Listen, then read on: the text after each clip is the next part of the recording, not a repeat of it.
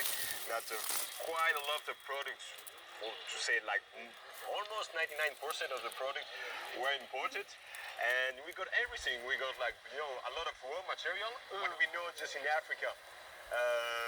The raw material is really interest the entire world. Yeah. Every outside country come and take it, and they do transform it after and bring it back to us. Bring it back to us, and we buy it. The fact that you lived abroad, knowing that everything is freshly produced from the country, now being exported abroad and then refined into a finished goods and sent it to us here. You lived abroad all your life, right? Yeah. Quite a lot of. Why? I mean, a lot of Africans living here really want to go there, to live their best life, and they don't even want to come back here. Exactly. I mean, why would you have that and still come back to Africa? Since I left, I had that chance to came back every like 2 or 3 months per year, because my dad still used to live. He did travel a lot in different countries, so I had that chance to go to different countries in Africa. And it was like always for me, it was kind of places where I really felt home in Africa. And I do really realize when I came back to Congo that everything, we have a lot of opportunity. I didn't create anything. I'm doing fruit juices. Everyone can do that. Yeah. But just like when I came and I get to a store, it was like our entire room was like full of imported fruit juices. And as I remember, when I was a baby, I was like drinking juices. It was locally made in Zaire at that time, before it became Congo. And just like, going in the back countries, you see a lot of raw material, a lot of fruits, and we are not doing any transformation. So we just say, okay, let's start it. We started in my dad's kitchen. We were like knocking on neighbors' doors or our friend, and they were buying it. And we said, yeah, we are looking for that. That's true that at the beginning, my first client was expatriated people, then Congolese from the diaspora was like used to live outside. But right now with that product, who's my best seller right now is the ginger. Okay. I really get local clients. Okay. They are really crazy about that, with all the goods that ginger can have, and people are really crazy about that. They like the spicy taste of it, and the roots of ginger that I'm using, it's small roots, really spicy, and that one is called ginger from Congo gingers. Yeah, in Lingala it's Tangawizi Congo. Okay. We call it Tangawizi ginger. Where do you get the raw materials from then? It's coming from the backcountry. The area is called Congo Central.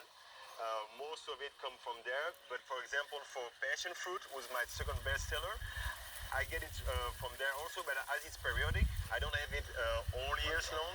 So right now the period is over, and I bring it from the east, from where I'm coming from. Yeah. So it's more like you giving back to where you're coming from, because those are farmers from where you're coming from. You buy from them, exactly. And then you refine it into something else. Exactly. I transform it, and I give it like how you say, like the additional value, we can say. And I really wanted to work like hands to hands with them. I need them. I need farmers. And that's true that when at the first step when I met them, they were like, all doing the same stuff, all doing vegetables. And they were like, okay, we don't sell quite a lot. And that's for business and that's for life. It's really important to have different income, not doing only one thing. Okay, we are doing fruit juices, but we do promoted other local products from other entrepreneurs. I got a friend in the east who's doing coffee and chocolate. I give him the opportunity to sell it in Kinshasa. And Kinshasa is a huge and big city. I do import it from there also, meat, fruits, vegetables. I do. Indeed, Wodemaya is a genius. Right now, I am on a farm. I must say bush because I'm, kind of exhausted, so I'm resting. I'm resting a bit. So I said, let me, log into my YouTube account and start watching this young African, most influential and positive guy. That is Wodemaya. It's so awesome. Wodemaya is just same Wodemaya. When how you see him on the screen is the same Wodemaya. because I met Wodemaya in his village at Takrady in the western region.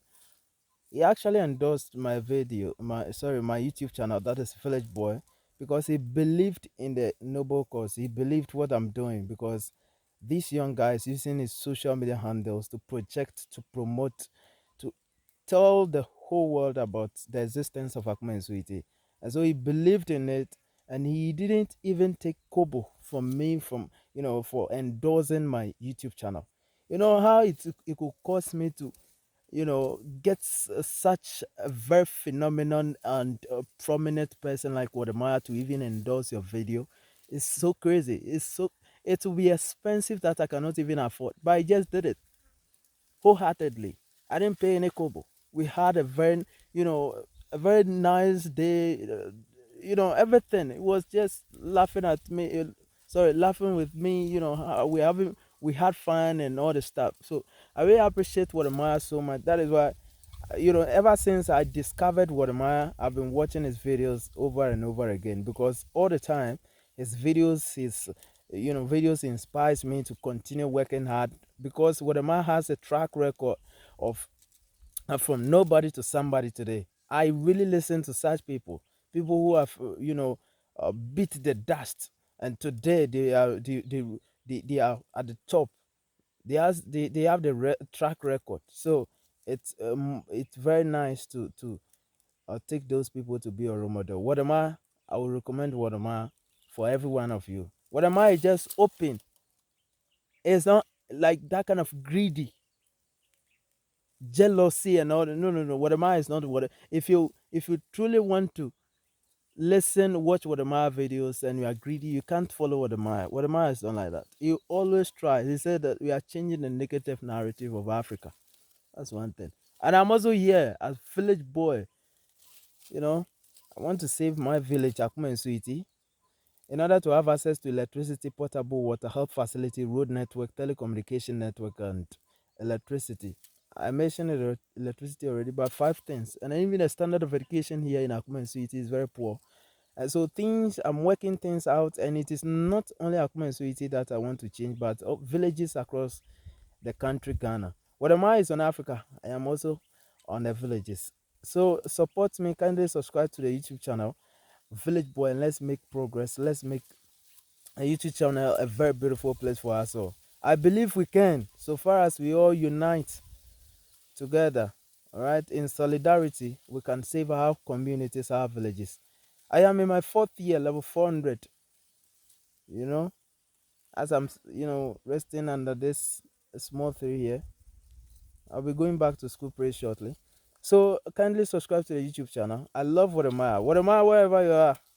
I said ni hao. Wodemaya can speak Chinese. So, and it was, let me tell you this thing. Before I discovered Wodemaya, it was, I'm always fascinated by learning Chinese. When people are speaking Chinese, I really love it. So I went online because there has been a lot of myth that when you are not a Chinese person or you have not been to China before, you can't speak Chinese. So then I was searching those black people who are able or who are capable to speak Chinese. Let me know how they managed to learn it. All right, learn the language. And so I discovered Wodemaya through that, and I was so like super excited when I saw that Wodemaya is speaking Chinese. The first thing Wodemaya, I am Maya. Oh my God! Like I am Maya. Ni hao, ni hao. What I mean to say, we are or Sun Yongguan. 这是什么？多少钱？啊，很好吃，谢谢你们，再见。So, I learned Chinese because Wodemaya is also speaking Chinese, and I love Chinese as well. So I think Wodemaya is something else. One day, my hope and my prayer all the time is to visit China and learn the language very well. I wrote my HSK2 exams. I passed it well. I have my test record, HSK2. When you say HSK is 汉语水平考试2级。See you again. 再见。谢谢 for making time with me.